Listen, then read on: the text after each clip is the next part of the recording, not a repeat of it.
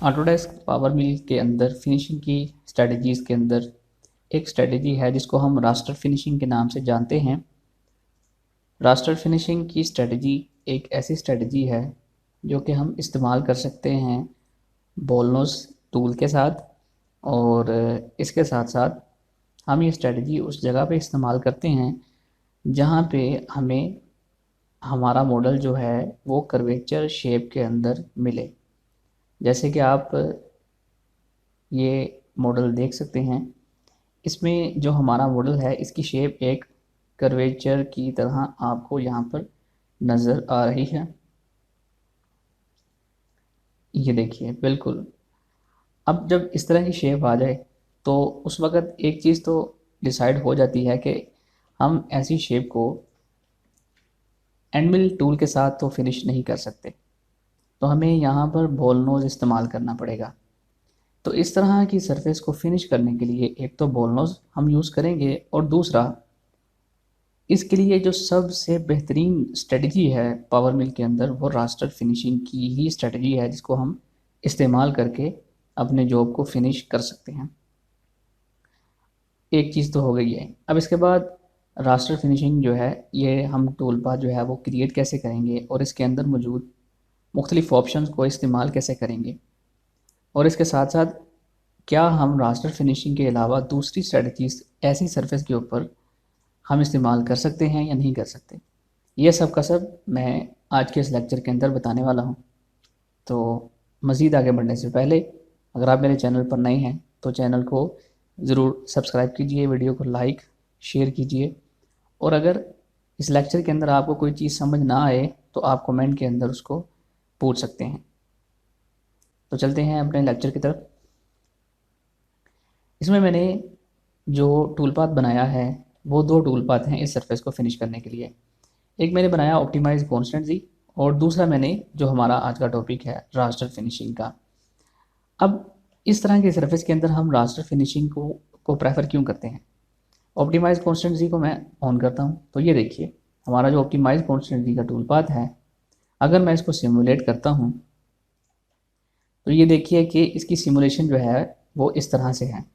अब इस तरह की सिमुलेशन के अंदर या इस तरह के टूल पाथ के अंदर आप देखें नंबर ऑफ़ टर्न्स जो हैं वो कितने ज़्यादा हैं। ये देखें यहाँ पर एक बार टर्न किया, यहाँ पर एक बार टर्न किया, यहाँ पर टर्न किया, और इसके बाद यहाँ पर टर्न किया। तो हमारा टूल जिस जिस जगह से टर्न होगा उस जगह पर हमें इम्प्रेशन मिलेगा, तो उससे क्या होगा, हमारी फिनिश जो है वो डिस्टर्ब होगी। तो ये तो तय पा गया कि हम ऑप्टिमाइज कॉन्स्टेंट जी को तो बिल्कुल भी यहाँ पर इस्तेमाल नहीं करेंगे, क्योंकि इसमें नंबर ऑफ़ टर्न ज़्यादा हैं, जिसकी वजह से हमारे जॉब के ऊपर इम्प्रेशन ज़्यादा आएंगे। जबकि मैं रास्टर फिनिशिंग को ऑन करता हूँ तो ये देखें इसमें नंबर ऑफ़ टर्न जो हैं वो कितने कम हैं। ये सीधी सीधी हमारी जो सरफेस है उसके ऊपर चल रहा है, तो इसलिए प्रेफर करते हैं रास्टर फिनिशिंग को। अब अगली बात कि रास्टर फिनिशिंग का टूल पाथ हम जनरेट कैसे करेंगे। उसके लिए मैं जो ये टूल पाथ हैं इनको मैं डिलीट कर देता हूँ, ताकि मैं आपको शुरू से ये सारा बता सकूँ। अच्छा, अब जब हम रास्टर फिनिशिंग का टूल पाथ बनाते हैं तो उसमें हमें उस स्पेसिफिक एरिया को सिलेक्ट करना पड़ता है जहाँ पर हम वो टूल पाथ चलाना चाहते हैं। उसके लिए मैं ये सरफेस सेलेक्ट करूँगा, बाउंड्रीज के अंदर आकर create a boundary, user defined boundary, model के ऊपर क्लिक करेंगे, एक्सेप्ट करेंगे, तो हमारी उस एरिया के आउटसाइड पे एक बाउंड्री क्रिएट हो चुकी है। अब हम आएंगे टूल पाथ्स के अंदर, और टूल पाथ के अंदर हम फिनिशिंग की स्ट्रेटजीज़ के अंदर रास्टर फिनिशिंग का टूल पाथ सेलेक्ट करके इसको ओके कर देंगे। ये है हमारे पास रास्टर फिनिशिंग के टूल पाथ का फॉर्म। अब इसके अंदर हमारे पास कुछ ऑप्शंस हैं, जैसे ये फिक्स्ड डायरेक्शन है, इसको हम जो है वो चेक करते हैं तो हमें उसका एक एंगल आ जाता है कि आप इसको किस एंगल के ऊपर चलाना चाहते हैं, 0 डिग्री के ऊपर, 45 डिग्री के ऊपर, 90 डिग्री के ऊपर, तो इससे या 60 डिग्री, यानी जो भी एंगल आप यहाँ पर देना चाहें आप यहाँ पर वो एंगल दे सकते हैं। बहरहाल इसकी विजुअलाइजेशन जो है वो भी हम देखेंगे कि वो किस तरह से।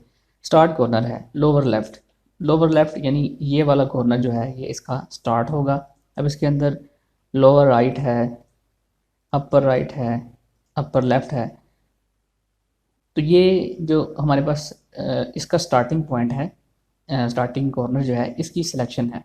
तो आप कहीं से भी इसको स्टार्ट कर सकते हैं, इसमें कोई हमारे पास लिमिटेशंस नहीं है।